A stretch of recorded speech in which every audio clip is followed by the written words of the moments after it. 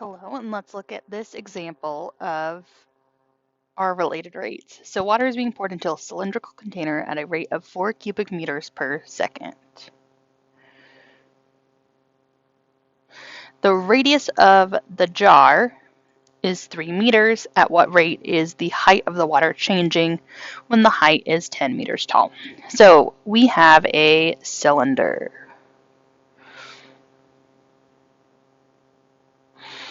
We know water is being poured into the cylinder at a rate of 4 cubic meters per second.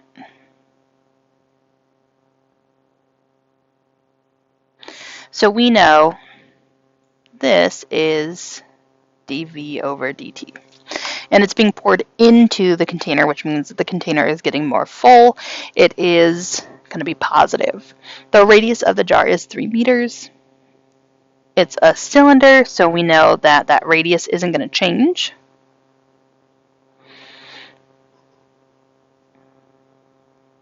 Meters.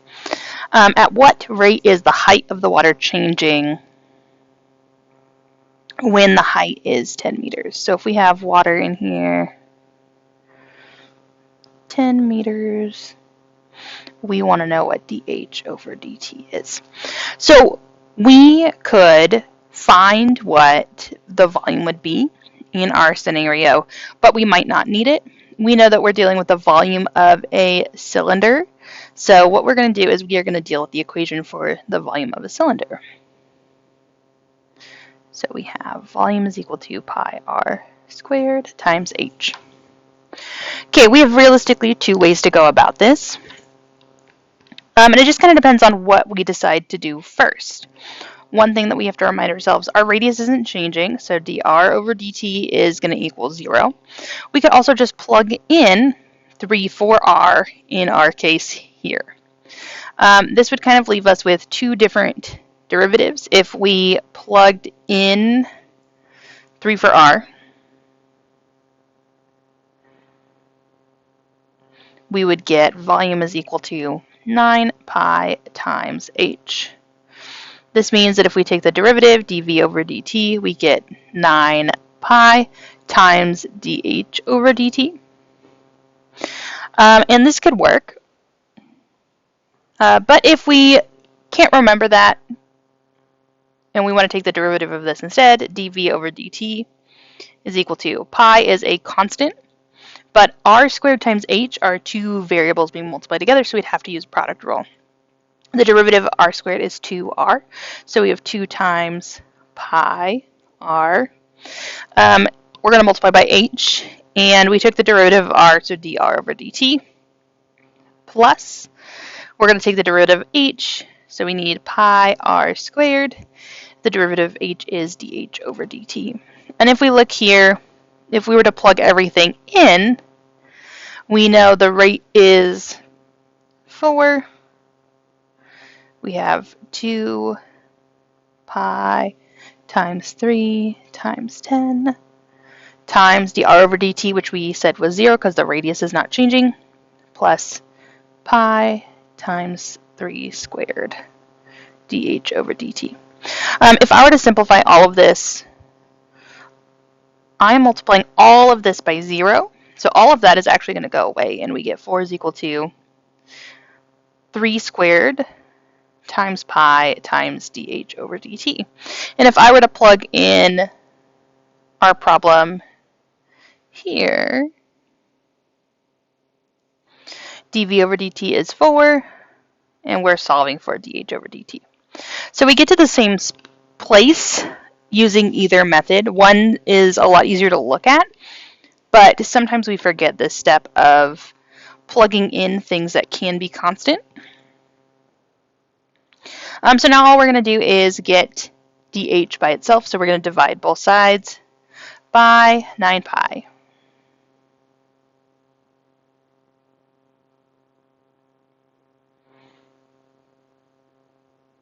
This is going to give us dh over dt by itself. So 4 divided by 9 pi is equal to dh over dt. We're going to want to put this into a calculator. and get a value. If it's a non-calculator question, though, we could leave it as 4 divided by 9 pi. So what we want to kind of just finish up with is the rate.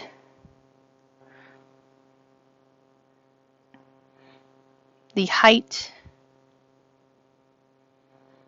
is changing.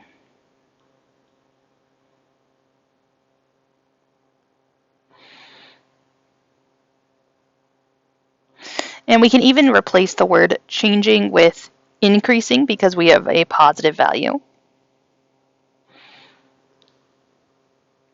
Is 4 over 9 pi. 4 over 9 pi would be 4 divided by 9 divided by pi. This gives us 0.141. 0.1414 is what it is, so 141 is going to be kind of what we need. This is a rate of change, and we have cubic meters as our volumes unit, so I know this is going to be meters over, or meters per second. So the rate the height is increasing is 0.141 meters per second when the height is 10 meters.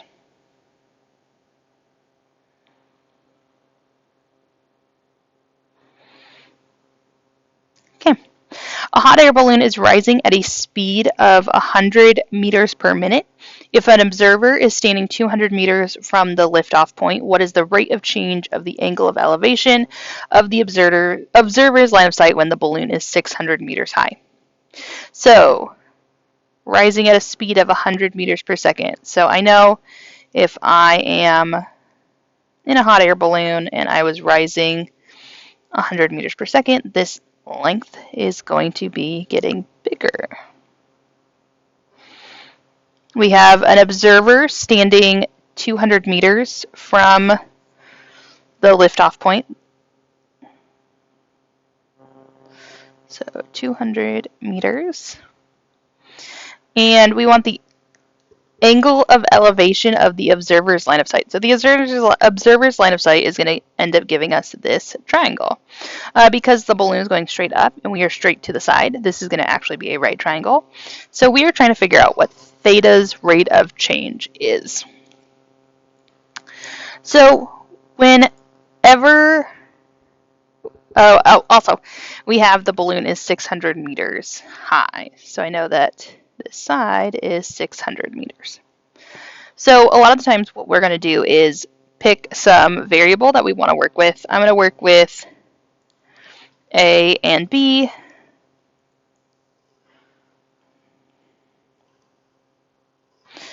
This means we have dA over dt and dB over dt. So A is equal to 200 meters. B is equal to 600 meters. If I need to, I can solve for that third side using Pythagorean theorem, but I don't necessarily have to. We're going to go ahead and know that the rate of change of side B, dB over dt, is that 100 meters per minute that it gave us. And the observer isn't moving, so dA over dt is going to be 0. What we need to look at is this value theta. So one of the things that is going to happen when we see right triangles and angles, the first thing that we need to kind of be thinking about is right triangle trig. So if I look at this, our theta is right here, so we have the opposite side and the adjacent side. The trig function that's going to help us the most here is going to be tangent. Tangent of theta is equal to the opposite side, in our case B, divided by the adjacent side A. If I take the derivative as is, I need to do quotient rule. But we know that dA over dt is a constant, so I can treat A as a constant. So I can go ahead and plug A in to make it easier on us. This is the same thing as saying 1 over 200 times B. So I want to take the derivative of this. The derivative tangent is secant squared. We took the derivative of theta, which is a variable, so we need d theta over dt, which is good because that's what we're solving for. The derivative of b, so we have 1 over 200, and the derivative of b, db over dt. We have dB over dt in our problem over here already. We are solving for d theta over dt, but we don't know what theta in itself is. So we're going to go ahead and use tangent theta equals b over a, and we're going to use those side lengths to figure out what theta is. So tangent theta is equal to, our opposite side is b, which is 600, divided by 200. 600 divided by 200 happens to be 3. And to get theta by itself, we are going to do tangent inverse of both sides.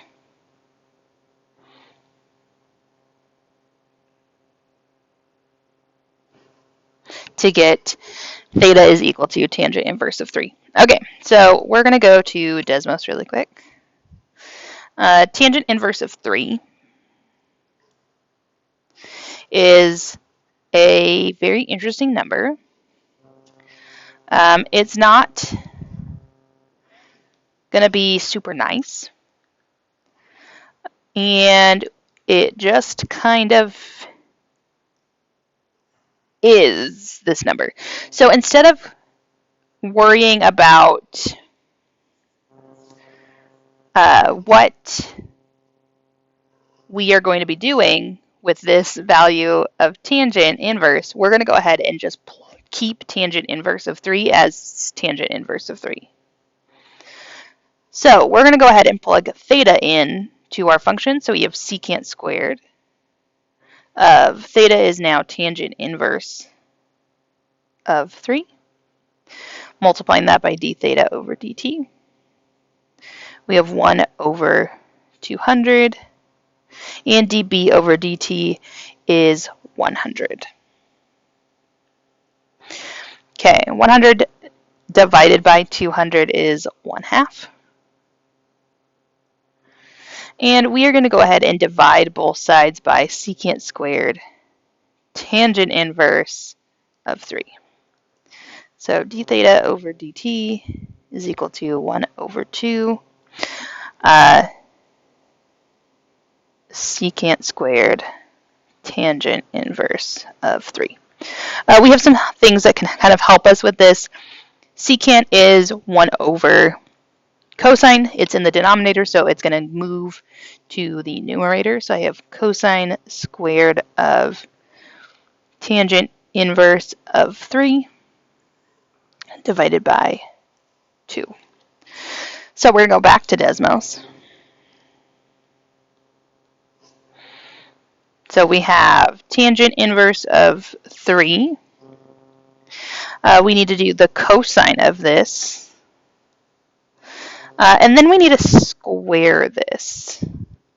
All of that together gives me 0.1, or 1/10. So 1/10 times 1/2. This is going to give us 1/20th.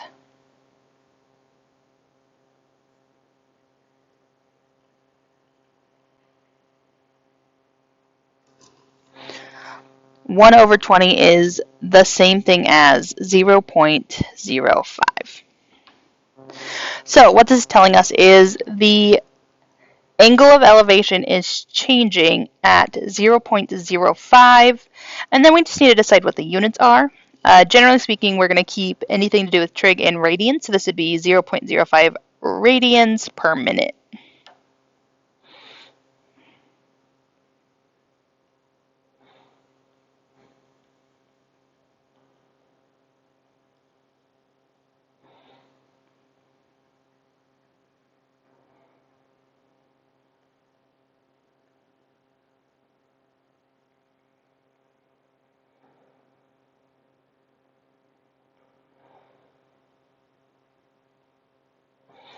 When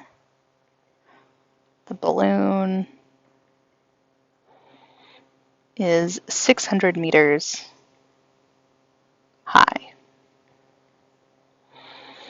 So just like the other ones, these ones we need to be able to identify what we're working with and then an equation that can help us. So sometimes it's pretty straightforward, volume of a cylinder. Other times we're talking about an angle, so one of our trig functions might be helpful.